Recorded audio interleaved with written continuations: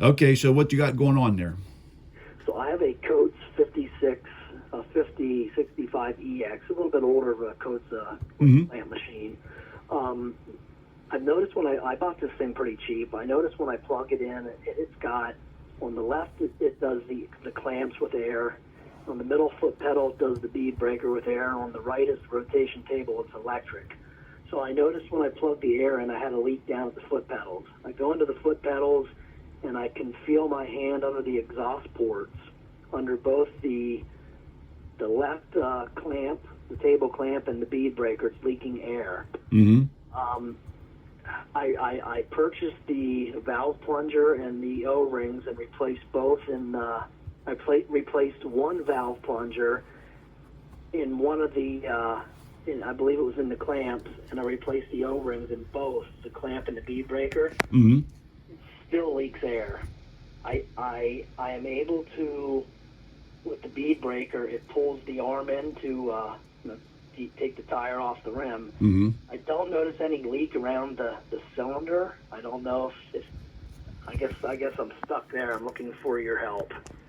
Okay, so Give any description. okay, a couple of things. Yep. First of all, I didn't know you could buy the plungers and the O-rings for those valves because through the years they changed them a couple of times, and there's some kind of crazy metric sizes that no one's been able to figure out. But I'm sure someone has. So if you got those done right, you're good. The spool, the middle of the valve was plastic, wasn't it? Most likely. Middle of the valve on the. You're thinking of that. The valve you rebuilt, it was probably plastic, I would think. Well, the only thing I pulled out was I received the plunger and the O-rings, and that's all I did. I pulled the one plunger out of one of them. Mm-hmm. I replaced it with the new plunger and the O-rings, which. Okay. And of course, the other one I just replaced the O-rings, and they both still seem to leak air.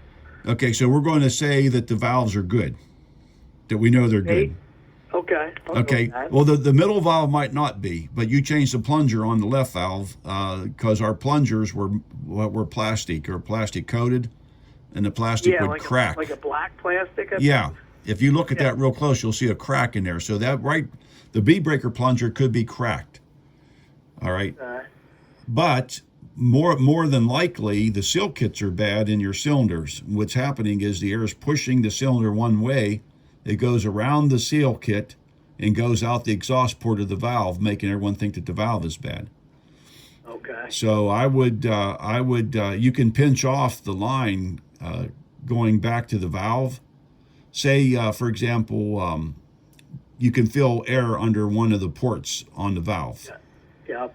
Okay, above it is a line coming to it.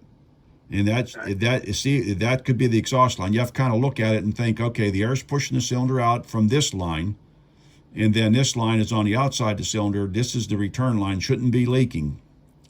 And if you pinched it with a pair of pliers and it quits leaking, then you know the air is going around your piston. That's the same with the clamp cylinder as well. So you have two cylinders. Both of them probably need rebuilt kits. Okay. I just thought about purchasing two new seals for the clamps and the middle breaker, and just purchasing the kit, I guess, for the rebuild on the cylinder. That cylinder, is it one cylinder that runs? I'm just trying to think there. I guess it's just one cylinder that runs the clamps and the arm to come in and break the bead on the tire, correct? Yeah, you're talking two cylinders. One cylinder is a bead breaker cylinder, and one cylinder is a clamp cylinder. It's two different cylinders, but it's just one of each.